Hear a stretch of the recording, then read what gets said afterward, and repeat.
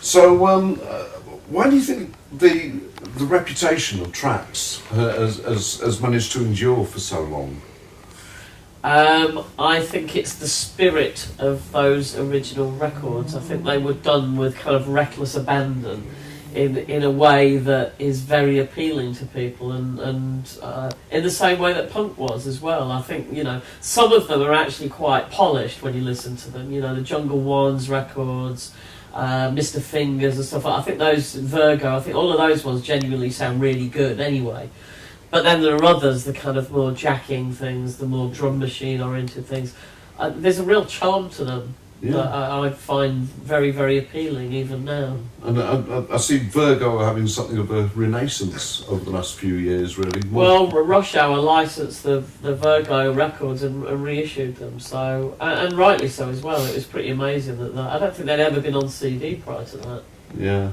Amazing. So I guess we go back to the analogy of Trax almost being a Chicago version of punk, but in a entirely different area. Well, I really don't think I don't think there's any coincidence in the fact that people like Chris Needs and Andy Weatherall and all of these guys that have been really inspired by punk originally all got into house music, because for me it gave me that kind of injection of enthusiasm that I'd found with punk rock.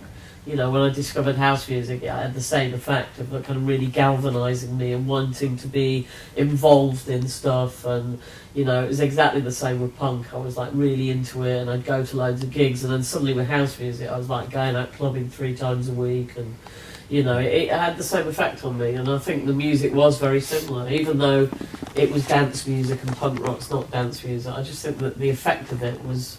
it just had a kind of all-encompassing effect on people that it hit.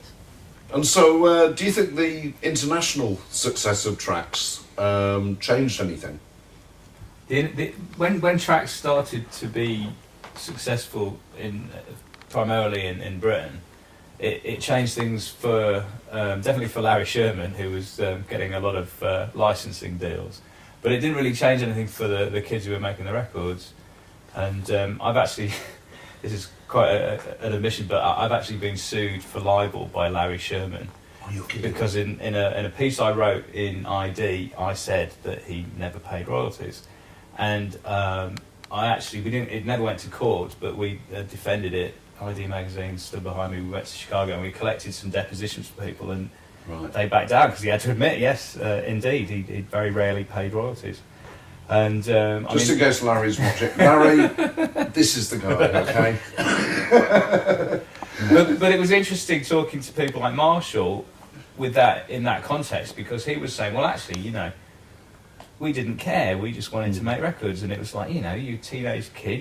He was a postman. He was just happy not to be a postman. He was having records out, and they kind of knew that they would just, you know, Larry Sherman might give them a couple of grand or something like that, and they knew that's all they were going to get. Do you know that was the deal at the time? You know, when you're young and you're trying to get a foothold and all the rest of it, you don't know the ins and outs of how publishing and advances and pressing records. You know, you don't have that level of sophistication. So if you can literally walk down to the pressing plant, and there's a guy there willing to give you a couple of $100 and give you a stack of records, and distribute it and make you the hot DJ of the moment, you know. And those records were huge, because you had in Chicago there was a really tight knit city radio. You know, you had I think WBMX, and they had the Hot Mix 5. And everybody would listen to that at lunchtime, and if you had your record on the Hot Mix 5, you were like, you know, you're walking on water. Of course, yeah, and that would have been the driving force, rather than any, you know, dreams of riches and palatial mansions. And, but in terms of the international thing, I think what was a shame was that because people like Larry Sherman didn't necessarily want these kids to know how successful their music was elsewhere. For a long time they didn't know, you know, and for a long time they didn't really, you know, it was until the British journalists went knocking and saying, you know, tell us about house music, they realised that kids in London were dancing to it. And that's quite a weird moment. And then you had the house music tours where people were coming here and playing in places like Sherman, And I think that's a really interesting moment, because you then get that kind of cross-fertilisation where you have the heroes of house music coming over here. Yeah, they couldn't have known what hit them at all. Can you imagine? You know, they've probably most of them never been out of Chicago. Yeah. And then all of a sudden they've got these, you know, Guardian journalists, you know, asking them questions, and I was around actually at the first tour when DJ International brought I think they brought Daryl Pandy over, and that was, you know, that was incredibly funny. But also on the other foot, we used to actually go to Chicago to license stuff, and that was the first time that I actually saw the Trax operation happening, and you know, to dispel any myths, it was literally you had to walk through a dirty pressing plant and then go up some wooden steps to a very kind of like makeshift office, and that was Trax Records. You know, it wasn't like a you know, a sort of nice, you know, record company with, you know, a dozen people working in there. Yeah. It was like literally like, you know, a little office to the side of the record plant, and anybody going to that office would have had to have trudged through the factory. It's almost like it brought you down to earth, just going through that. You know, it's not like you're going into some sort of marble walled oasis, you know, with nice receptionists or everything. No, you had to get your feet dirty walking through the plant to actually get things done. How important do you think the contribution of Jesse Saunders and Vince Lawrence was to the early house movement? Well, again, I'll quote Marshall. He was hilarious telling this story. He was like, he compared it to watching a porn movie with a guy with a 2-inch dick. And he said before, we might have to edit this out. he said before that, you just didn't imagine that you would ever make music, but then you heard Jesse Saunders, and his music wasn't particularly good. It wasn't particularly polished. It wasn't particularly anything, but it was successful, and it got the dance floors moving. That was the inspiration. It was the fact that it was unpolished and it was basic was what got everyone going. So those really the first records that were just drum machines switched on and recorded were incredibly important, I think. I guess that leads to the next question. Who was the main inspiration for producers and DJs to make records? Well, I'd have to say Jesse Saunders, really. I mean, as Frank said, because I think Jamie Principle had made some records earlier on, yeah, but they were so polished. Marshall said when he heard Jamie Principle, he thought they were so good that he couldn't possibly be from Chicago. He must be European. And when he heard Jesse Saunders, he knew he was from Chicago.